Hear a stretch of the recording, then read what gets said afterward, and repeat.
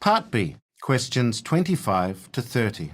In this part of the test, you'll hear 6 different extracts. In each extract, you'll hear people talking in a different healthcare setting.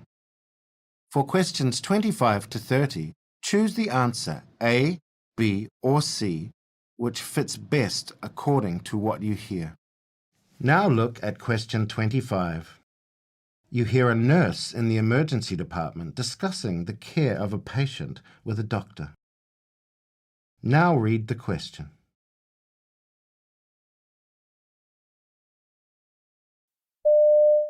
So, who have we got here? This is Adam King. He was brought in with a dislocated shoulder. He has Marfan syndrome, so we've seen him before with this. Last time he was here, the shoulder popped back in while we were putting his arm in a sling, and he was able to put it back in himself just by relaxing his muscles, but he's in quite a bit of pain right now, so he's having trouble calming down and getting those muscles relaxed. Right, I see. So, do you want to start with some nitrous and some pain relief? Yes, I think that's best, just until he calms down.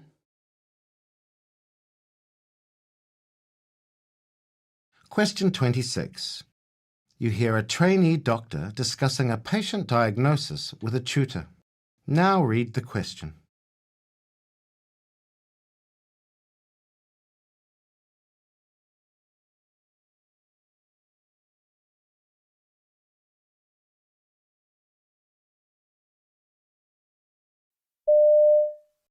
Let's have a quick chat about the diagnosis for Janine in Ward 2. Yeah, I was a bit unsure about that one. Because it's a young patient, it's not going to be diverticulitis or... Well, it's possible, but she is young, so yeah, it's unlikely. So, what do you think? What else could it be? What else happens in the bowel? Something common. Think about common things. Bilateral lower abdominal pain? Because it's like radiating into the back? Yeah, something very much more common than that. Gastroenterological? Yeah? I can't think. Possibly related to diet? Celiac disease? Perhaps, but there's not a lot of other symptoms pointing to that. What else would give you discomfort in the bowel? Lower abdominal pain. I suppose if they're just constipated. Right. Yeah. Constipation.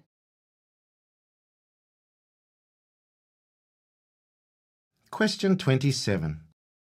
You hear a hospital nurse briefing a colleague about a patient recovering from elective surgery. Now read the question.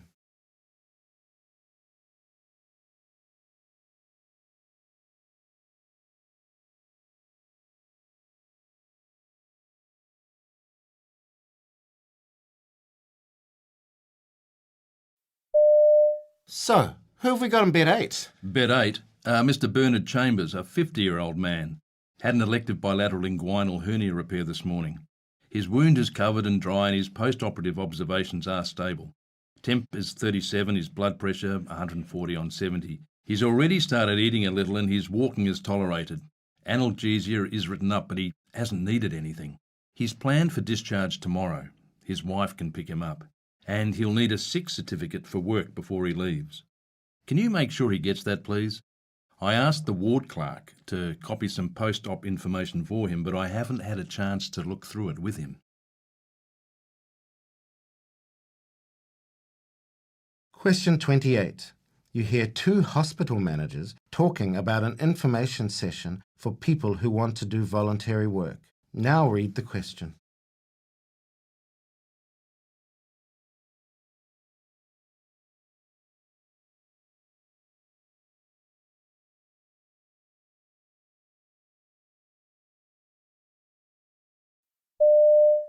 So, how's the planning going for the future volunteer information evening? Well, we've had a lot of RSVPs already, so I'm really happy with the way the event management systems have worked. Having a bit of trouble sourcing some good catering, though. Considering that these people are freely giving their time to come and learn what is expected, I really want to provide some nice food and refreshments for them. Have you got any contacts you like using? Yeah, look, that's right. It's a small thing we can do for those participants. I'll tell you what, I'll ask around my team for some recommendations for something a bit special. Great, thanks. I really appreciate it.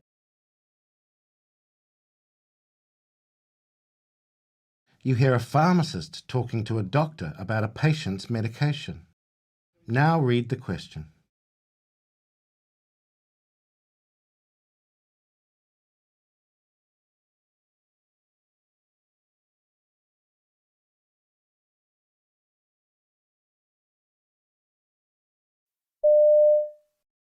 Sorry to bother you, Dr. Anderson. I just wanted a quick word about Mrs. Campbell's prescription.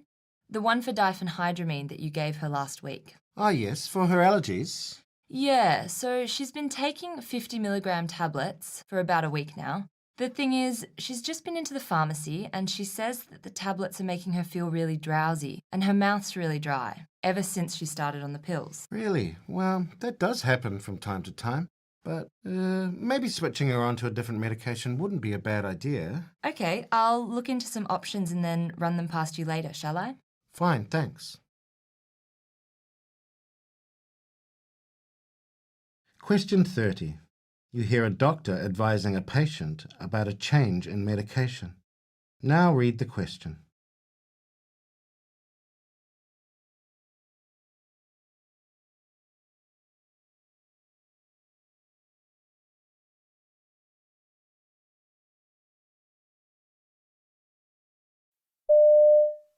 Now, the good news is that I don't think that antibiotics are going to help, so we don't need to think about those. And what I'll be advising actually is, from now, I'll be advising to start with a daily antihistamine. It's called cytarabine. I'll write that down for you because it is cheaper to buy than it is on prescription. And it probably is the number one choice for, I hope you don't mind this bit of scrappy paper That's okay, here. that's okay. The number one choice for hay fever at this stage. This is 1 tablet a day. Now, for most people, it's absolutely fine.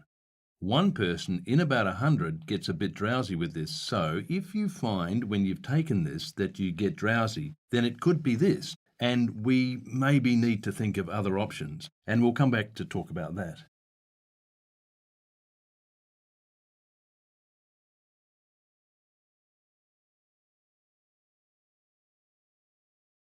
That is the end of Part B.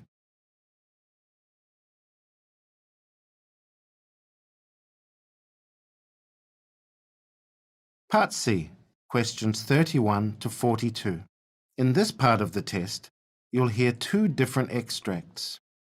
In each extract, you'll hear health professionals talking about aspects of their work. For questions 31 to 42, choose the answer A, B, or C, which fits best according to what you hear. Now look at Extract 1. Extract 1, questions 31 to 36. You hear an interview with Dr. Christine Erickson, who's talking about her research supporting non-fasting lipid blood tests for cholesterol. You now have 90 seconds to read questions 31 to 36.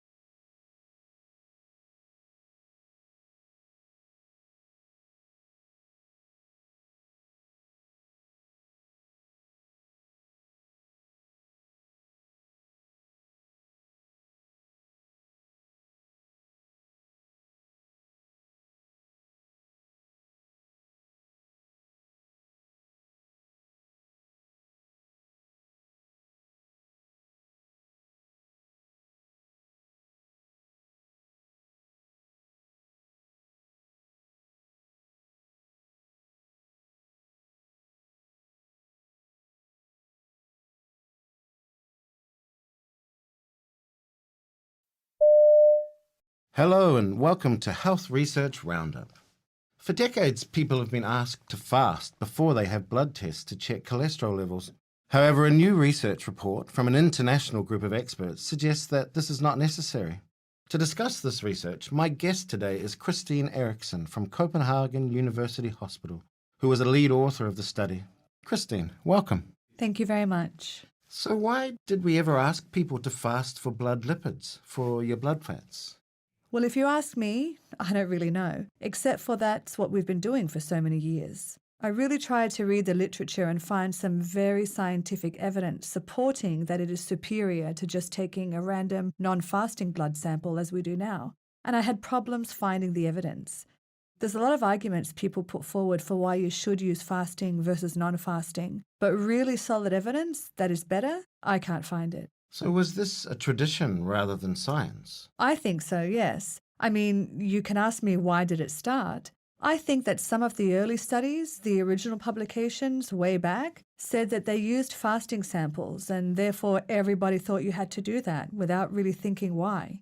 But those early researchers may have had good reason to do it that way, but there's nothing I've seen that said it had to be done that way. And there's all this evidence now from Canada and the US, 2 excellent studies, one in children and one in adults. And then we have a lot of studies from Copenhagen, and they all show that when you just look at people that eat and drink whatever they usually do, and you take a lipid panel, cholesterol, triglycerides, a very common fat in the blood, then they don't really change very much in response to when you have been eating. So there is a difference? Yeah, the difference is in millimoles per litre. So it goes up by about 0.3 millimoles per litre. However, in clinical practice, when you look at triglycerides, you're interested in whether it increases 1 or 2 millimoles, not 0.3 millimoles. So that's what's clinically relevant. And even with a bad form of cholesterol, that's not going to make the difference between whether or not they put you on medication? Yeah, that's right. We provide data in this report where we did direct measurement and after fasting and in about 6,000 people, and the correlation between the two methods was, I can't see the difference. It looks exactly the same. So you moved over in Denmark to this official recommendation about 7 years ago. So what's happened since then? Have there been any issues because of undiagnosed cholesterol levels? No, everybody was happy right away. Even the laboratories that didn't change right away, they were pushed by patients because there were reports in the media telling them that at Copenhagen University Hospital, we're doing non-fasting, so everyone wanted to do it. And I can say today, patients, clinicians, laboratories, everyone's happy. Everyone likes it because it's so much simpler. And patients like it because they can go when it suits them to the pathologist, so they're more likely to turn up for their blood tests? Yes, of course. I don't have fantastic good numbers for you, but certainly you hear from so many colleagues that people don't go to have their lipid test because it's so complicated to fast. And then they have to go to work to have an important meeting, and they can't do this in the morning. But now, doing a random non-fasting, you can come whenever it suits you. And very briefly, is there any circumstance where you should have a fasting blood fat level done? Well, this recommendation, it's 21 world experts, many from Europe, the US, and one from Australia also. And of course, when you have so many experts, there's always someone that thinks there's certain situations. We list a few where you can do. For example, for patients with diabetes, the fasting requirements might be an important safety issue because of problems with hypoglycemia. But if you ask me, way down in my heart, is it necessary? I don't really think so.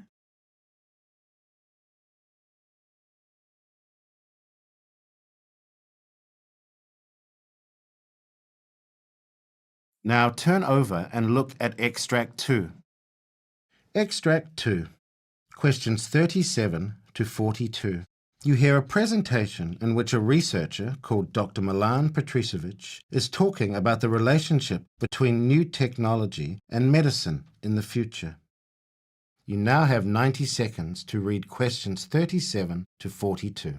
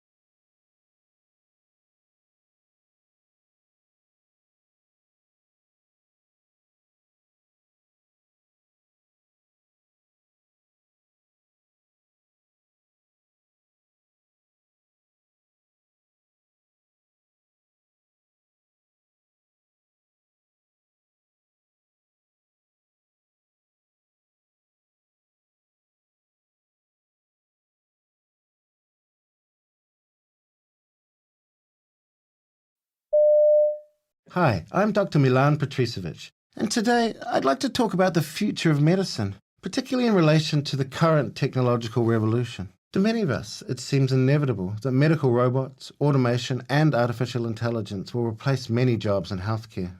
Surgical robots are becoming increasingly more precise, and right now, man-sized robots can lift and move patients and transport them throughout a hospital.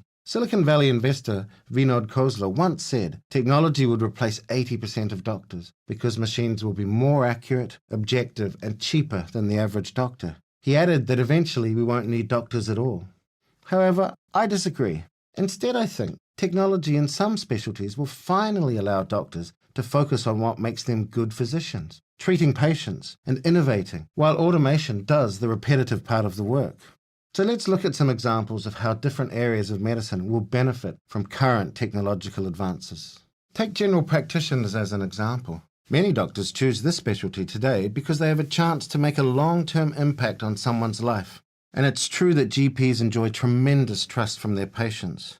But seeing someone only when they are sick makes it hard to prevent disease and ensure someone's long-term well-being. It's even harder to do this when waiting rooms are overflowing and you only have 15 minutes to diagnose the illness, design a therapy, and offer health advice. In the future, wearable sensors and devices that stream data to a doctor's smartphone will notify them whenever vital signs are acting up and provide them with all the data they need wherever they are. These devices will also ensure doctors only treat patients who really need professional care, making it possible to offer simple treatment advice remotely. In turn, this will increase the time GPs have to treat and advise each patient, building trust and ensuring patients act on a doctor's advice. What's more, smart algorithms will allow GPs to tap expert advice on their patients' conditions and act as a gatekeeper, connecting patients to other specialties. And these are just a few examples. So what about radiology? Well, already IBM's medical sieve shows how artificial intelligence algorithms can scan hundreds of radiology images in seconds, doing the repetitive job of finding malignant or out-of-place phenomenon that currently radiologists have to do daily. This technology won't replace this important specialty. Instead, radiologists will have time to supervise how the algorithm is doing, or to research and innovate, making the technology behind these devices even better. Their time will be much more productive rather than spent checking hundreds of x-rays a day. Ophthalmology will bring science fiction technologies to patients in the near future. Retinal implants might give vision back to those who have lost it, or even give human supervision, augmenting what we can already do. In sports medicine and rehabilitation, the first forms of activity records from tech like Fitbits all focused on people who exercised regularly, but only provided basic insight into how they were performing. Now, a new generation of devices tailored to professional athletes is hitting the market, with apps providing detailed insights into movement patterns and force output in any movement. Sports medicine physicians will have concrete data to measure how athletes are improving. By the time these reach the mainstream public, sophisticated algorithms will be ready to analyze data from these devices and provide personalized suggestions to improve performance and to speed up recovery. Similarly, video consoles from Xbox to Microsoft Kinect will offer a way of monitoring how a patient is doing from a distance by seeing their progress liquidly on a screen. In oncology, this specialty will pave the way for personalized medicine. Even now, oncologists customize therapies to a patient's genetic background and their tumor's molecular makeup. Cheaper genome sequencing and measuring blood biomarkers are speeding up this process, with companies like Grail working on fluid biopsies which could filter tumor cells from blood samples. Tumors could soon be diagnosed earlier and analyzed without costly surgery. What's more, artificial intelligence could soon be used to help oncologists understand and even cure cancer.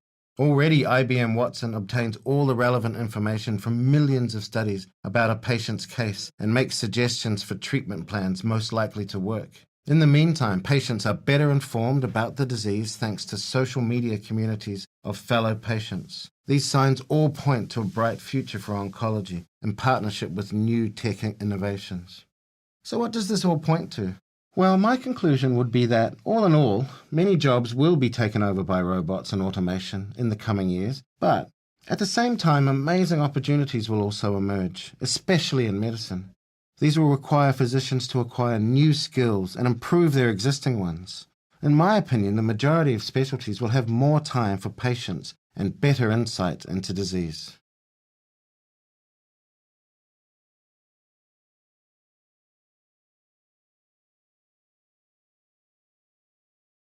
That is the end of Part C.